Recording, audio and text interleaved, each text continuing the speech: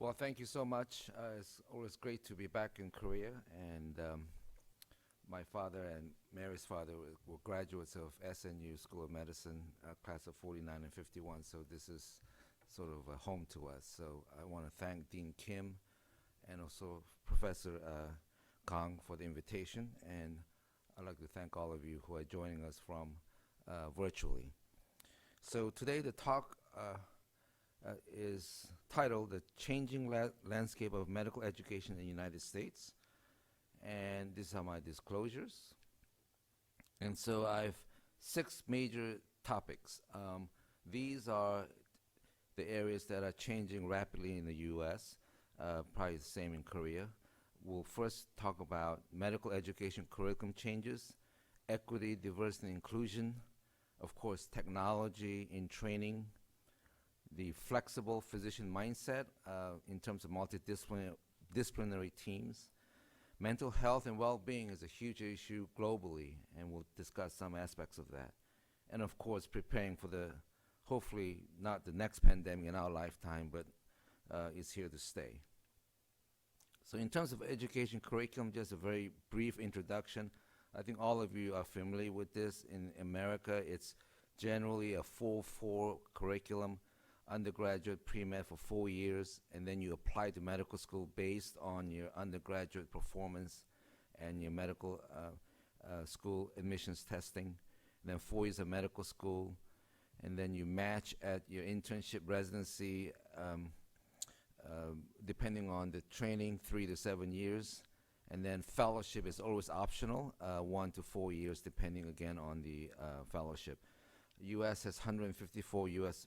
Total medical schools. MD degrees, many schools have combined MD PhD programs, as you know, MD public health master's program, MD and JD, a law degree, or an MBA business degree.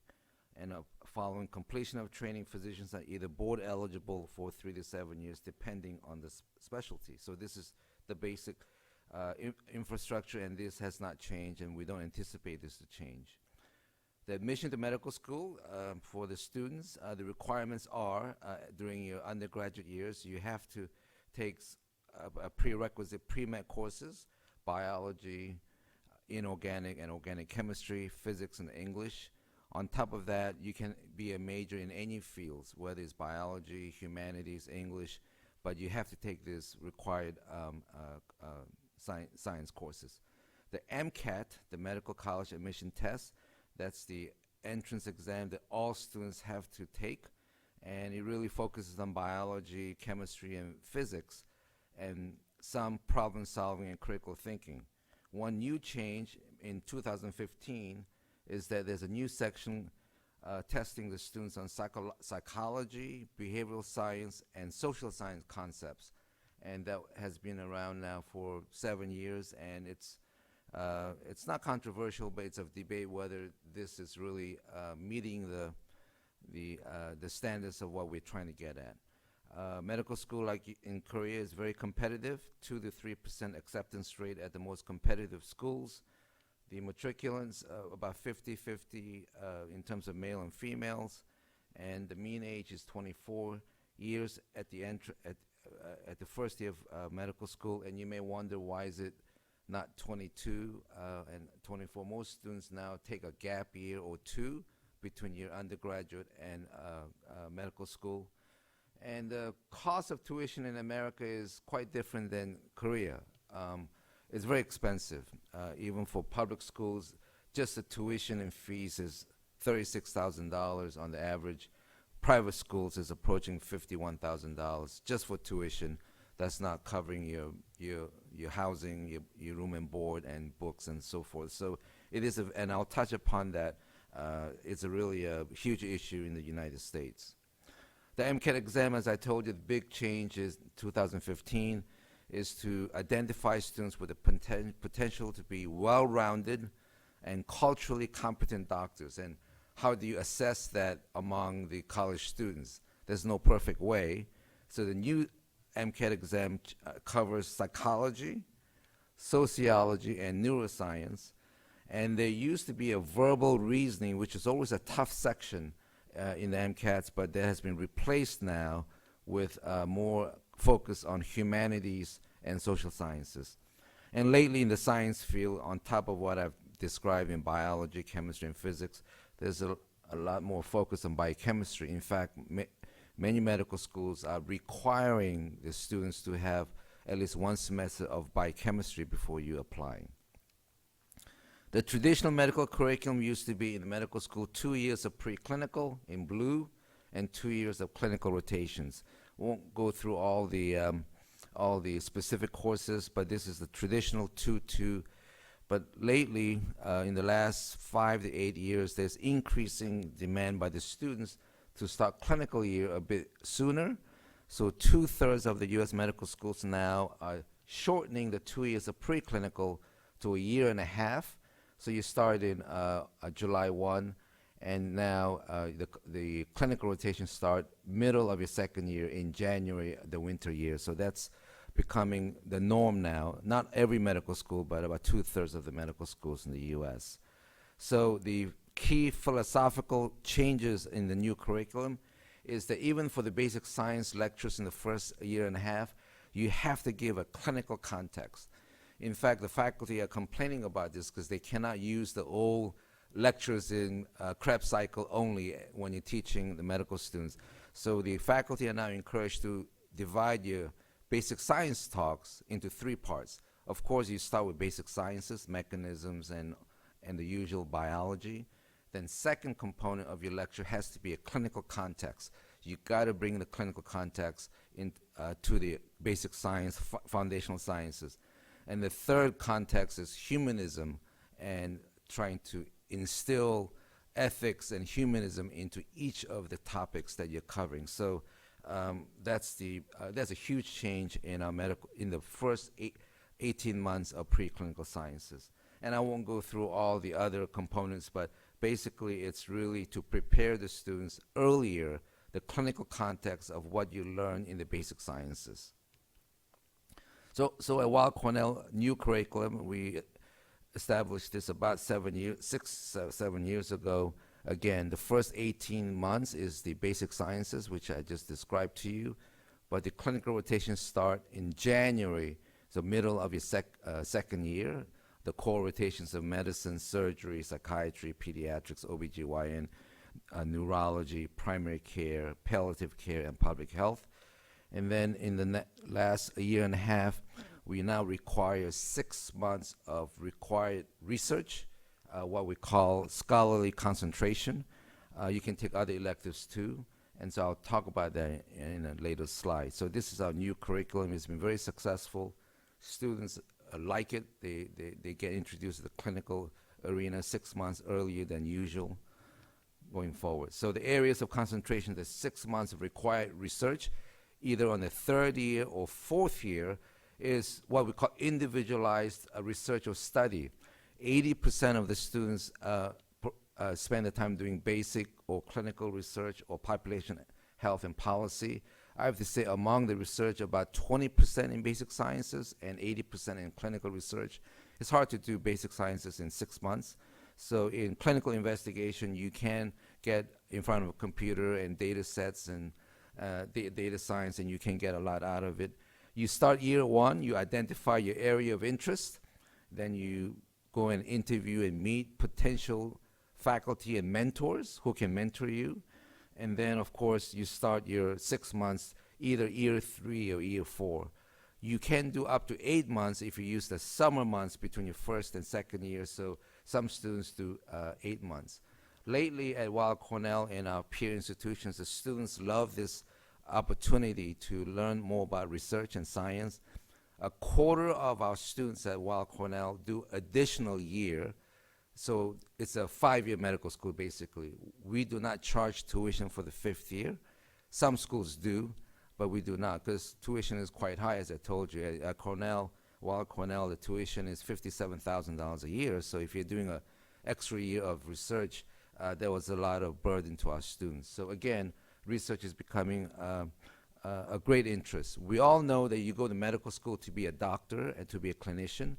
We're not going to make you into a PhD type of training, but we strongly feel that and there's data for this. The earlier you expose your students, your medical students, to what research is all about, the more likely that you will pursue research-related or research-focused careers down the road. So lastly, of course, you have your USMLE board exams. Step one is after your first 2 years of medical school, testing you on the preclinical sciences. Step two, there's two components, clinical knowledge and clinical skills. We just got the USMLE just terminated this clinical skills for many reasons. The pandemic was one major reason, and quite frankly, the cost. And then step three is either in your last year of medical school or your first 2 years of residency, another board exam where they test you on the clinical sciences. So I want to spend a few slides on really providing the infrastructure for medical students and beyond for a research-oriented career. And this is what we call physician-scientist training pipeline in the U.S. And I won't go through all the details of grant support that you can get. But basically, it's how do you prepare your students to pursue a research-focused career in whatever field you're doing. And so there are mechanisms in the U.S. after your clinical training.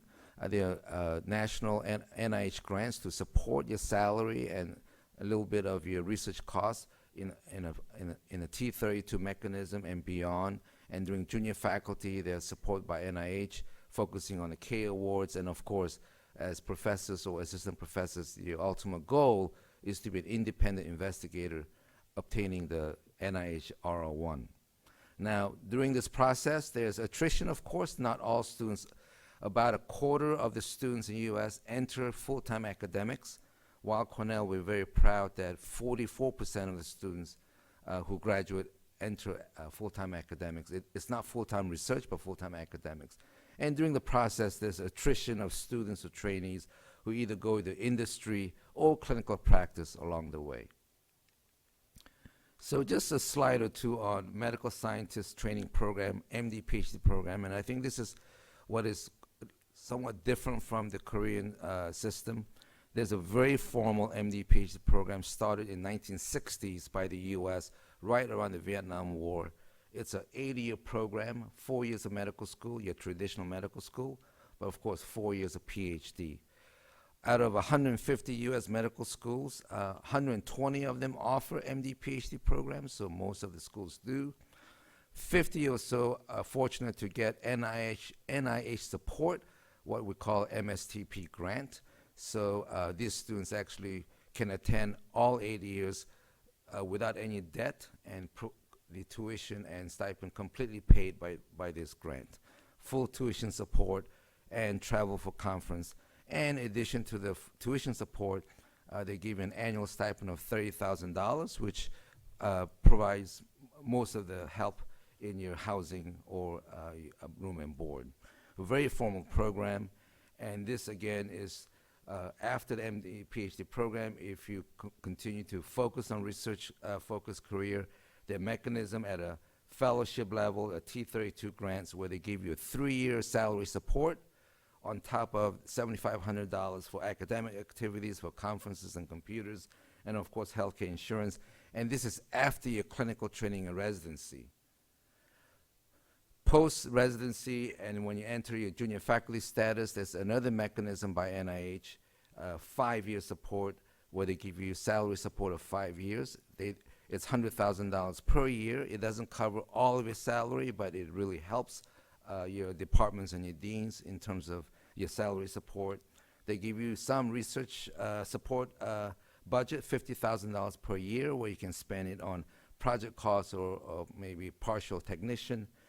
But if you do get this grant, it's a great grant, but you have to spend 75% of your time doing research, and you can only do 25% of your time in the clinical arena. In fact, if you exceed 25%, NIH will take the NIH grant away from you for 5 years. So I think this is one mechanism that's very different than the Korean system versus the American system, where the structure is very cemented to really provide young people after your clinical training, after your fellowship, and during your junior faculty of focusing on your research time And as you know, MDs have to compete with PhDs in research if you're doing a basic or translational research, and the PhDs are spending 100% of the time doing research, maybe 90% of the time, 10% teaching. So to compete with the PhDs, you really have to spend 75%, and that number hasn't changed in the U.S. For many years. So the problem in the U.S. in terms of medical school education and beyond is the debt. This is the average debt that U.S. students graduate with, about $180,000 if you go to public schools, $200,000 plus if you go to private medical schools. And so that's the tuition I just told you about. There are ways the NIH is helping you with that. There's an NIH loan repayment program that if you spend 75% of your research time during faculty or as fellows, they will waive or they will delete $35,000 per year of payment up to 3 years. So you can almost get $100,000 of your debt paid by the NIH, which really lessens your debt. So this is another mechanism that NIH is trying to support research-focused careers. So just as a summary of this, in the U.S., after your residency program, I just mentioned about 6 months of research time in the medical school. Most programs now require 1 to 6 months of research time during your clinical residency program. We feel that that's necessary to expose you to research again. And of course, during your fellowship training is where you do most of your research training. After 18 months of clinical training in most programs, you are provided about 18 months of protected research time where you don't have any clinical duties except for 1 half-day clinic for outpatient clinic, but the rest of the time doing research. And I just told you for junior faculty, 5-year support if you're fortunate to get a K grant, where you have to spend 75% of your time doing research and 25% clinical. In the Korean system, you know this better than I do. This is probably, if I made a mistake, let me know. But the research time in your clinical training is very variable. In fact, I don't know of a single hospital in Korea where they provided a research time during a clinical training to any certain number. During a fellowship training, the structure is very informal. And of course, the protected research time during a junior faculty is also not structured. And this is what I think will get more interest of our students and fellows and faculty into our research arena. So this is just a slide I made many years ago, and I updated it when we were discussing how to further strengthen physician-scientist career in Korea. And so again, introduce research curriculum early during the medical school and residency, as I told you about. Establish formal MD PhD program in medical school, not in fellowship or after fellowship, that's often done here. Protect the time for research during your fellowship. At least half of your fellowship needs to have research protected time. And of course, NIH support of federal or non-federal support for fellowship and junior faculty research training. And this is very important, I think, when you're a faculty member. Protect the time for research for faculty. You can't be doing research after a busy clinical day at 5 p.m. You just cannot compete with the world on that. And it has to commensurate with grant funding. By that I mean in Korea, what I'm seeing is that even if you get a grant or two, your clinical responsibilities don't change much. In the U.S., your clinical time drops as you increase your grant funding. For example, if you're fortunate to have 80% of your salary covered by grant, you only have to spend 20% of your time doing clinical work. If you have only 50%, you have to do 50% clinical work. So that's what I mean by commensurate for grant funding. And this really incentivizes and stimulates faculty to write for more grants as you go forward. Second topic, that's the landscape is changing, is equity, diversity, and inclusion. I'll just go this, and this is the Asian population in the U.S. It is growing, 22 million, and projected to surpass 46 million by 2060. And this is the growth curve of all Asians in the U.S. It's quite a steep curve in the United States. And if you look at the origins of most of the Asian Americans, as you see here, Chinese descent is number 1, followed right by the South Pacific, South Asians, Indians, then Filipinos, Vietnam used to be 4 or 5, but it's taken over Korean population now by a nudge, and of course some Japanese. So these are the main Asian Americans living in the U.S. And if you look at the U.S. population versus healthcare force, this is what you see here, decreasing whites because of the increasing Asians and blacks and Hispanics. And if you look at the medical school applicants, or not applicants, matriculants, people who get into medical school, what you see here is a drop of the U.S. medical, the matriculants getting into U.S. medical schools. There has been an uptick recently. The big change is the blacks and Hispanics are flat, although lately it is coming up a little bit. But the Asian group here in green is the steepest curve, and this curve will, the projection is they will continue to rise. Now, if you look at the applicants to U.S. medical schools by race, this is the breakdown. Almost half, 46% are white students. Asians are number 2, and then you have blacks and Hispanics. So if you look at Asian, about 20% or so of the applicants to U.S. medical schools are Asians.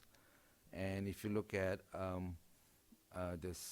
if you break down the Asians in the subgroups, the number 1 group is of Indian descent. 32% of the Asian applicants are from Indian descent.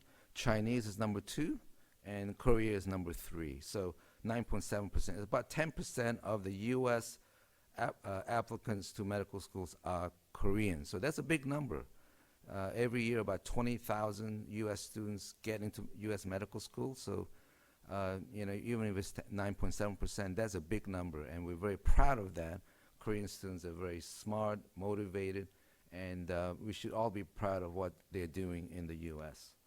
And if you look at the racial and ethnic groups in national medical school bodies in terms of the accepted students, the white students are dropping off a little bit. And the big group here is Asians, as I told you, it's increasing for women and also for men. In men, the white man is really dropping down very quickly. In fact, there's now some people who joke about that down here, it won't be that way, but it will plateau off. But lately, the Korean men students are flatline, and I won't go, there's some interesting data. There's a bias. The Asian students are competing with each other when you apply to medical schools because there's so many qualified Asian students. So that's one theory why the men is a little flat. Women continues to go up. In terms of in other ethnic groups, I won't go through all the details again. The blacks and Hispanics are pretty flat, and for women and men. And at least in the U.S., this is a big urgency or crisis. The government is always trying to increase the number of black medical students and Hispanic medical students. So, in the total enrollment as of 2021, again, Asians are almost a quarter of the medical students in the U.S., so that's a very healthy number. And if you look at the residents, it's almost very comparable again. 20% are Asian. And if you look at Weill Cornell, this is the breakdown of our medical school, about 50-50 female to male medical students. And if you look at breakdown of the ethnic groups, again, Asians, a third of our medical school class are Asians. And you've got white is about 34%. So you have almost as equal number of Asian medical students at Weill Cornell as whites. And then, of course, underrepresented are the rest. Going forward.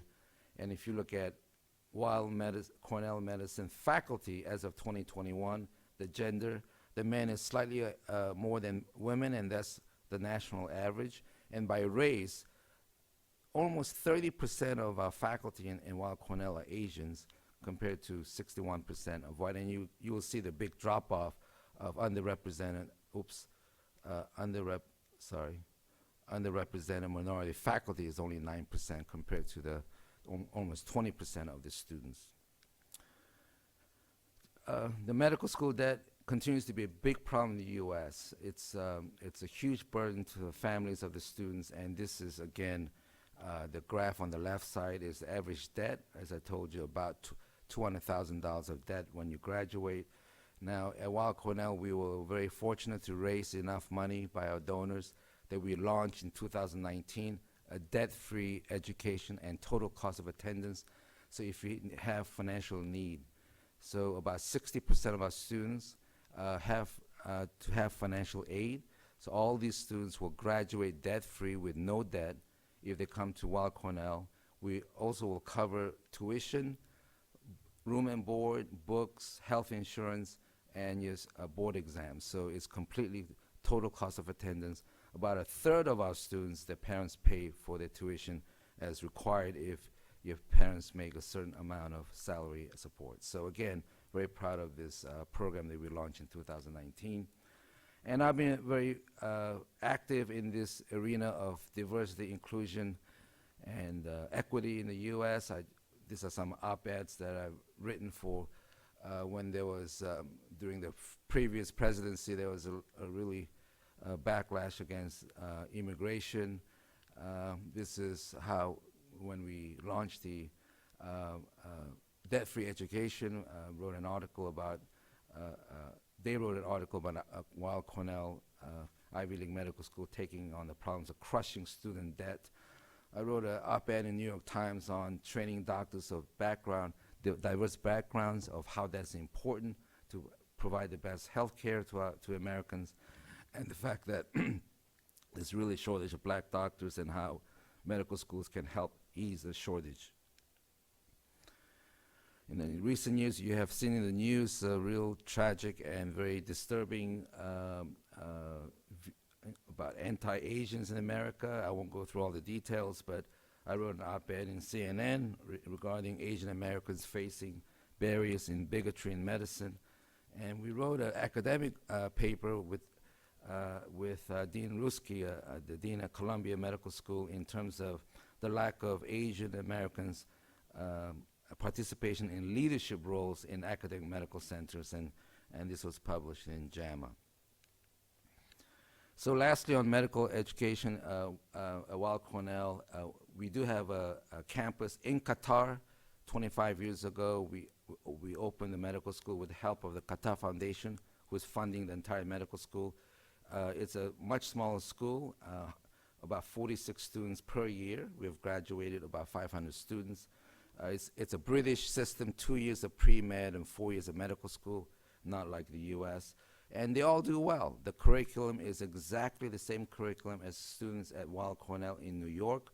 Our faculty go back and forth and teach. They have now their own faculty they have recruited.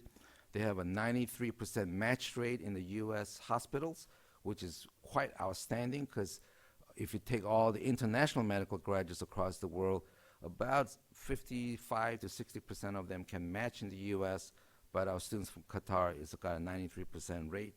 And it's a really great medical school in that region, probably the best one in the Gulf region. So the third topic of the changing landscape is technology, and I don't have to tell you this, but even before the pandemic, we had increasing remote and hybrid learning. In fact, all of the preclinical lectures were, the students could either come to lecture or they could just listen in by video, podcast, and we are still maintaining that. Of course, the clinical skills simulation, all of you know this, with increasing full body mannequins, the clinical procedures, physical exam models, and this is just a photo of at our medical school where you have a student with an actor model who is a patient and a student, and then you have the faculty evaluating your history and physical, and this is done very routinely. And we're now in the era of data science and artificial intelligence. We're looking at how perhaps we can use this algorithm or this approach to improve our quality of our medical education. Anatomy instruction is where a lot is changing. We still have cadaver dissection in Weill Cornell, and many schools do. But in the last decade or so, because of the shortage of cadavers across the world, more schools are now turning to pro-section, where you have already dissected our cadaver for the students and not the students doing their own dissection.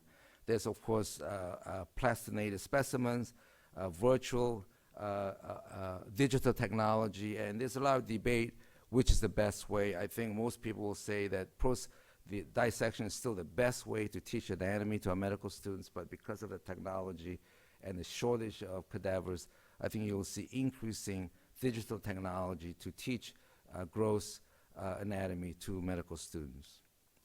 Telemedicine is where this is really changing. I won't go through all the details, but we are now doing more than 100,000 televisits per year at our campus, and our students are starting to learn how to, of course, the students are not as involved in telemedicine. They still have to learn the history and physical diagnosis with the patient, but as you get to the 4th year, we are preparing them to how to utilize telemedicine when they graduate and become physicians, and this is becoming, like here, a very prominent role in our medical education. And I won't go through again all the details, but one area that we've seen a lot of improvement in our healthcare is the emergency department, where patients don't have to wait hours to see an emergency room doctor. They can go into a room and see a physician by telemedicine. And for the non-acute cases, many of them can be screened by physicians by virtual Zoom, even when they come to the emergency room. That has really expedited the care, and right now the average telemedicine visit is less than 40 minutes when we used to have patients wait for hours in the emergency department. Just the latter part of this is the genomics, is the new, what I call the new microscope for our medical students. And again, one reason why it's such a critical and very commonplace now is the cost of genomic sequencing. If you look at genomic sequencing, even just 10, 20 years ago, it was very prohibitively very expensive, but now it's very cheap, as all of you know. So because of this technology breakthrough and especially the cost, this is really being used greatly by clinicians. Most, of course, the cancer oncologists are way ahead of the game than any other fields, where they can sequence the mutations of interest and then based on the mutations really direct further therapy using precision medicine techniques. And this is what precision medicine is all about, and won't go through whether it's whole genome sequencing or RNA sequencing or metabolomics now, all incorporated in the medical records. And this is a very controversial area because it's still a research tool, but the data has to be stored at some place if it's derived from your patients. So it has to be really secured electronically by HIPAA rules and be embedded in your medical records. And of course, the clinicians now use this approach to really best care for your patients, especially cancer patients, where it's not just for the therapies now, but even testing your chemotherapy drugs with tumor organoids and xenograft, and this is becoming more and more commonplace, especially in oncology care.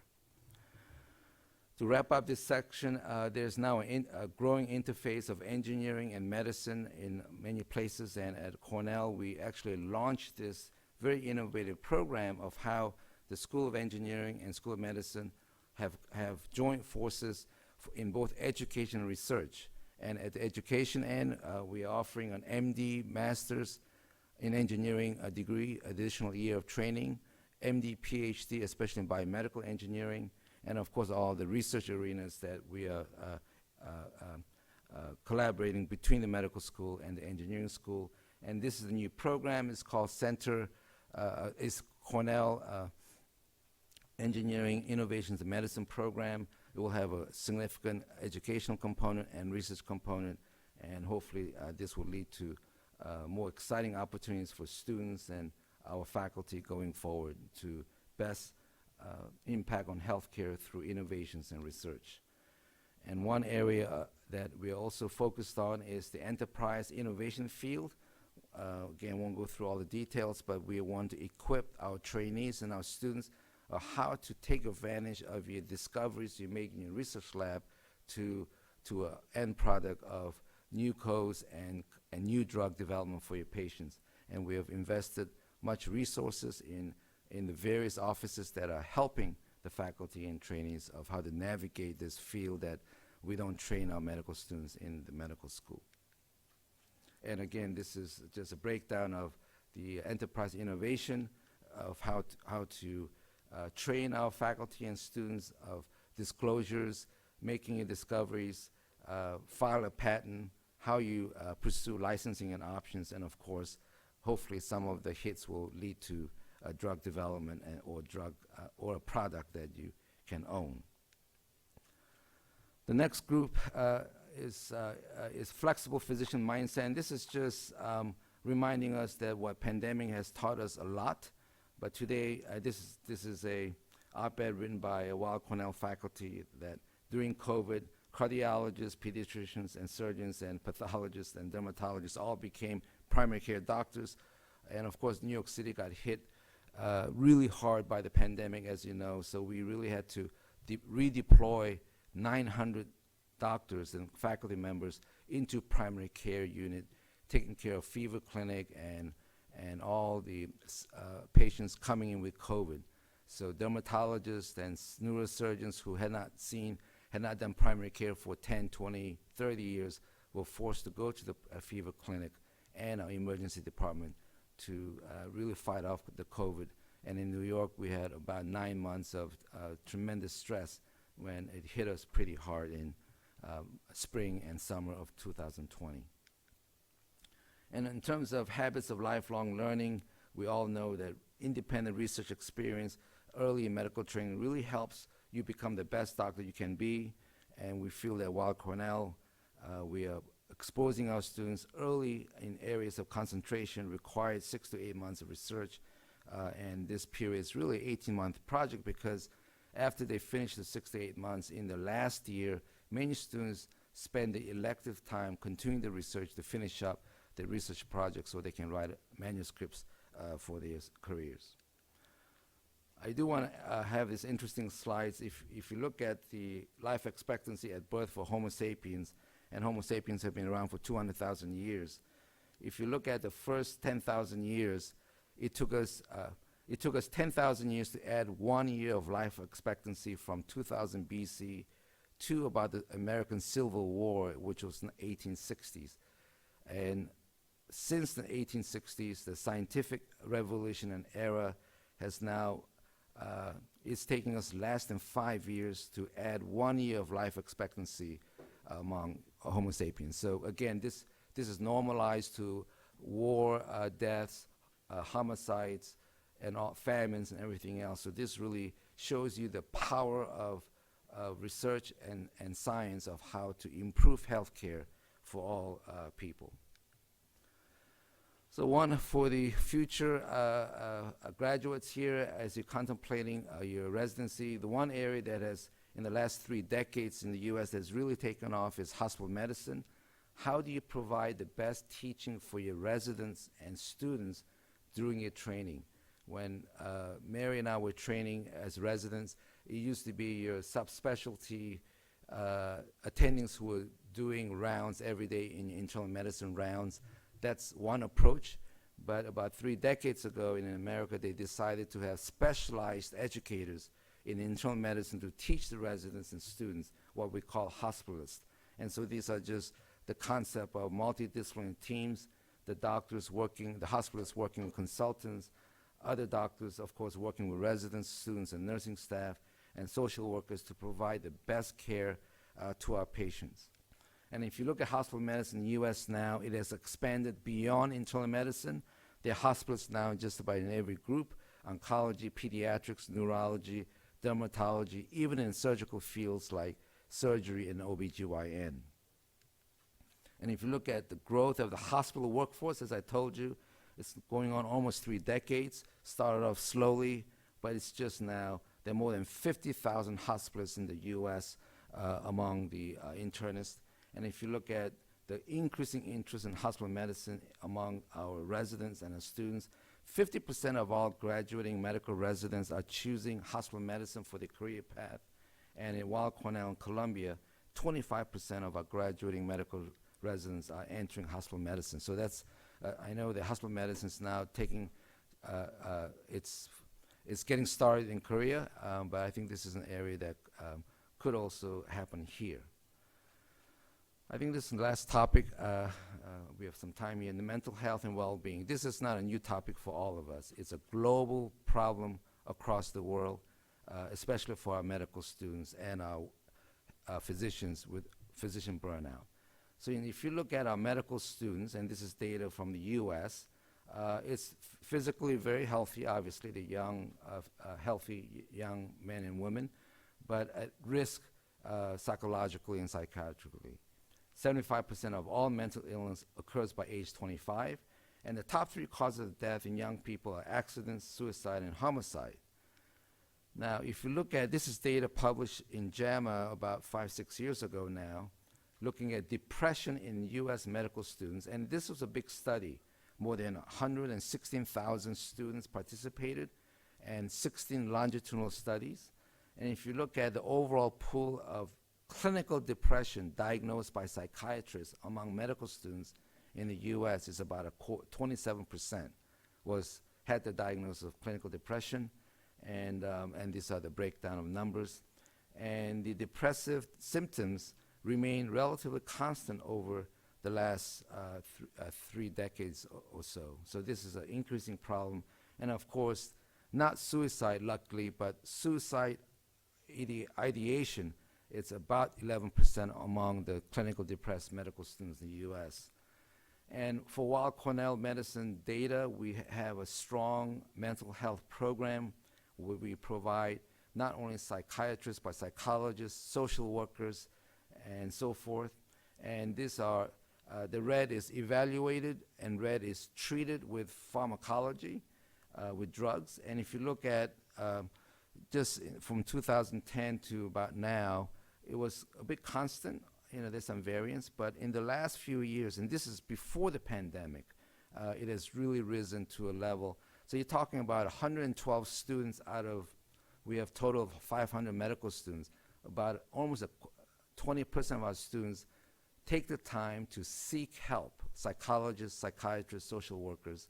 And I don't have the data for the pandemic, but this has even increased, that we had to hire 6 more psychologists and 2 more psychiatrists to help with the burden of medical students. And I can tell you our graduate students are no different. They're in the same rate. And this is a snapshot. I won't go through all, but that's a big number for our students.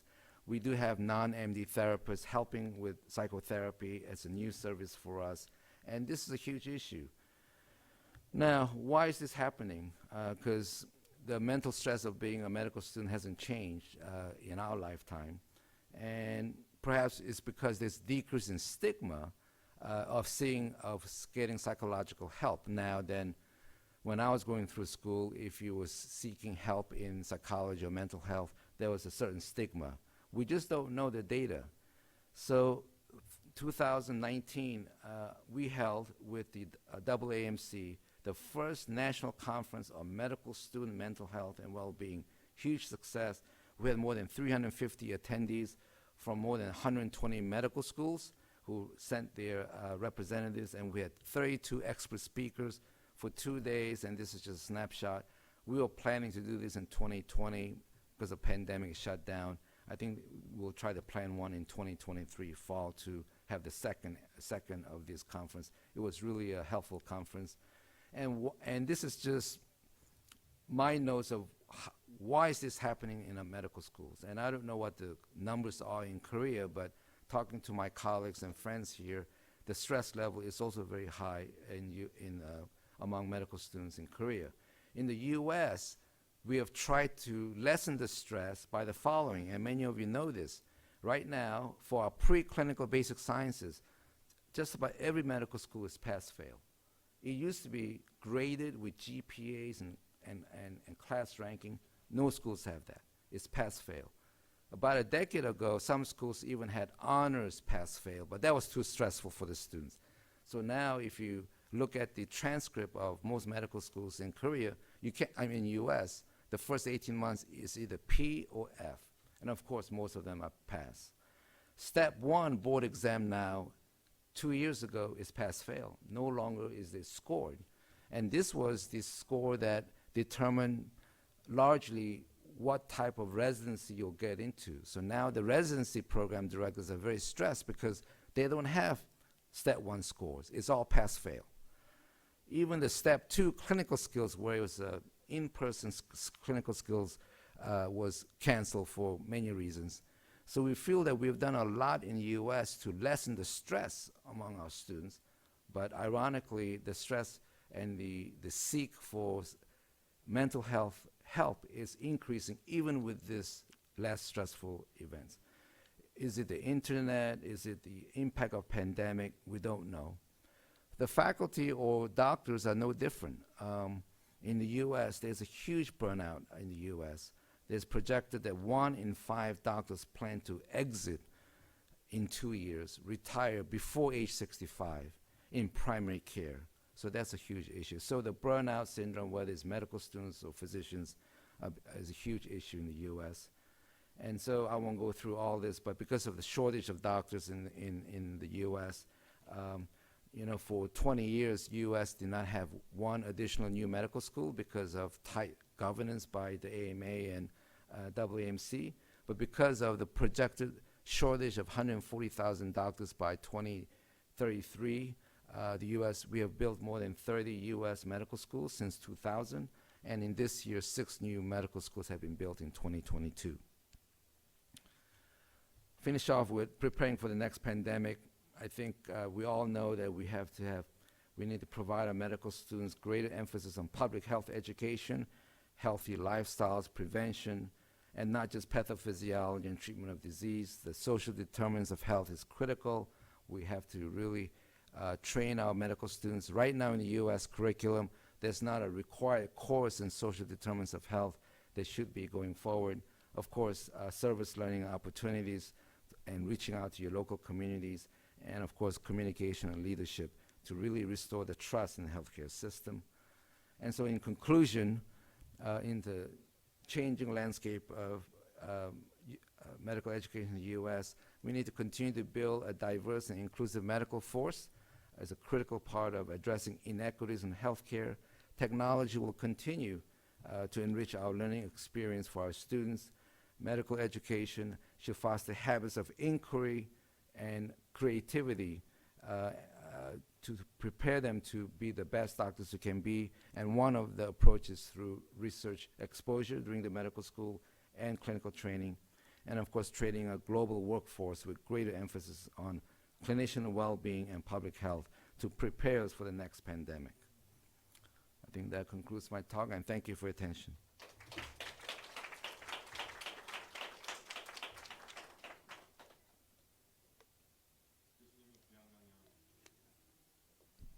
Thank you for your inspiring lecture. 먼저 현장에 계신 분들께 질의응답을 받도록 하겠습니다. 그리고 온라인으로도 채팅창을 통해 질문을 남겨주실 수 있습니다. 질문 있으신 분 손 들고 마이크를 전달해 드리도록 하겠습니다.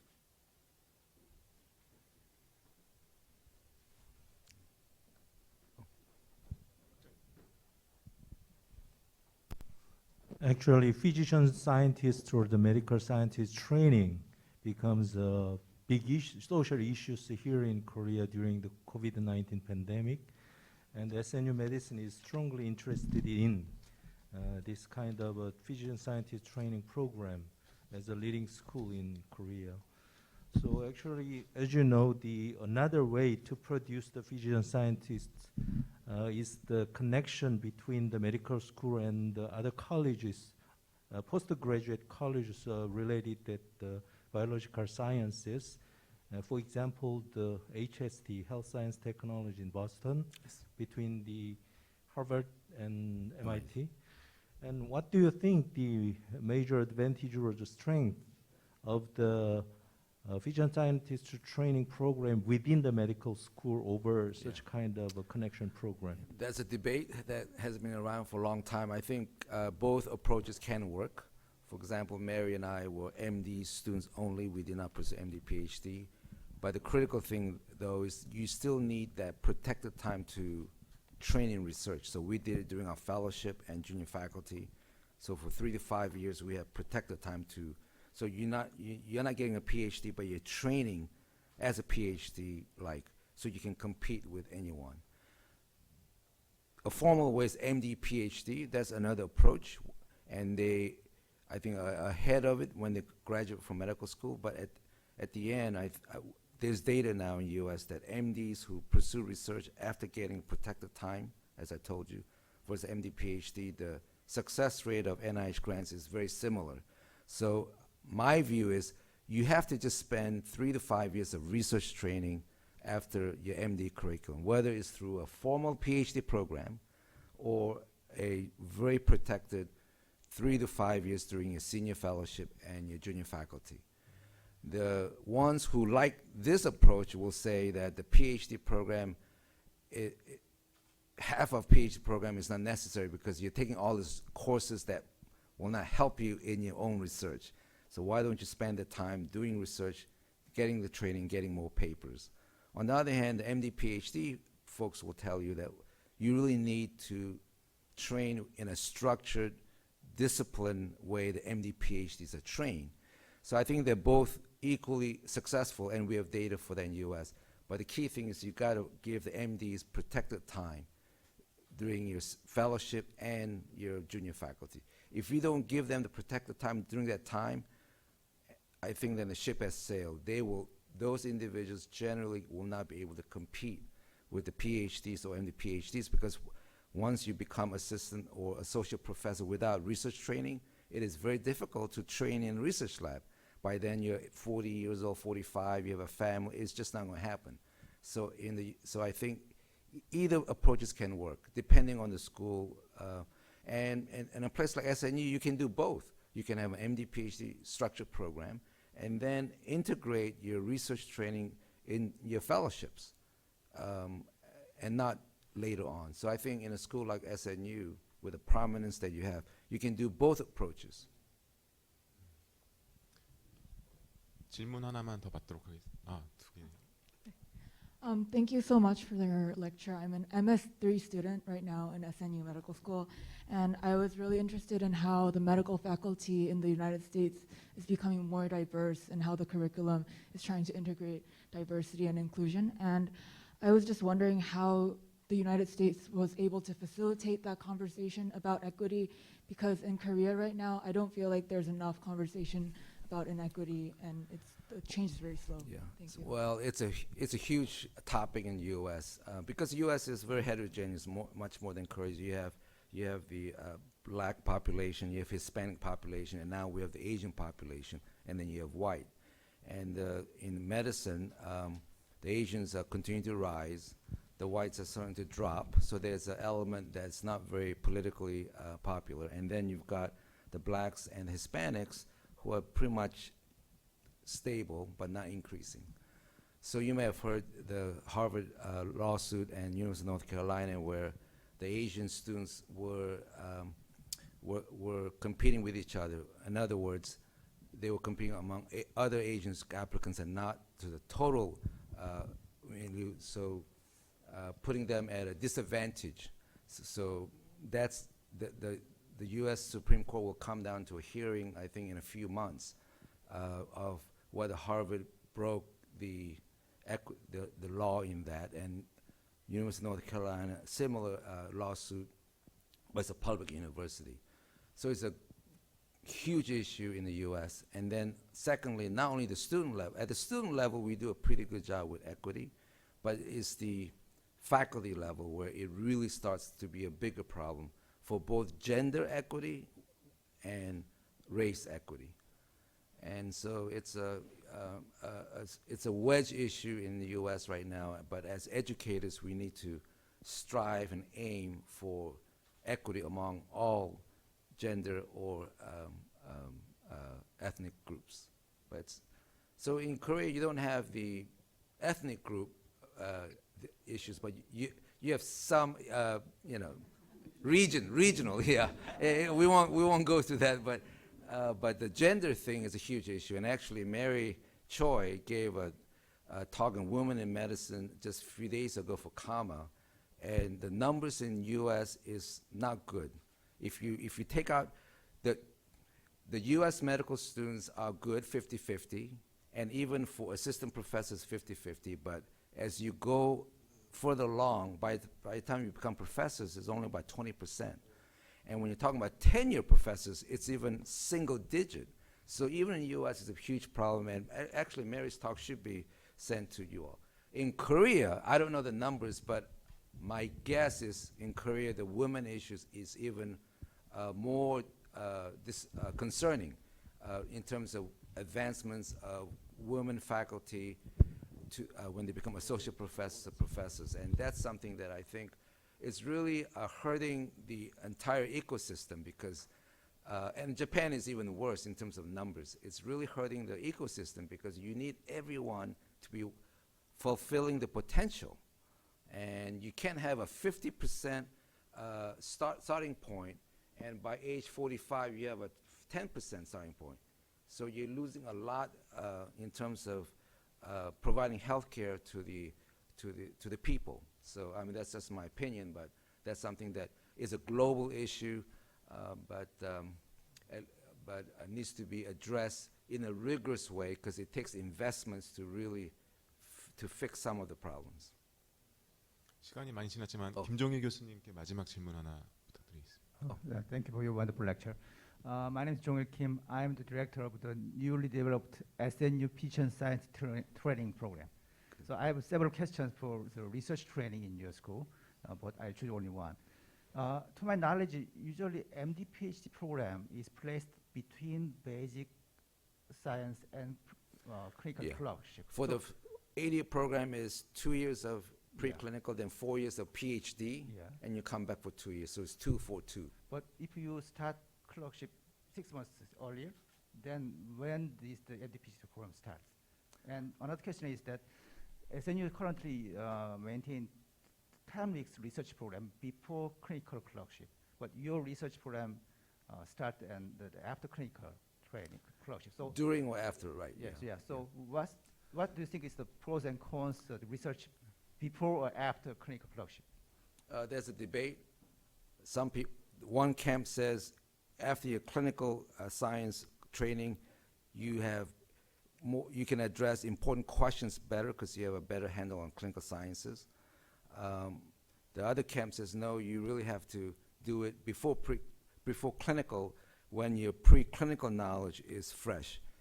But to me, that's 1 or 2 years, and young people, I don't think that will make a difference, to be honest with you. And our students do it both ways when they do the 6 months of research. For your MD, PhD 242, that's a very good question. So that was a huge debate, and right now, they start PhD after 2 years of full clinical, because it was very disruptive after 18 months.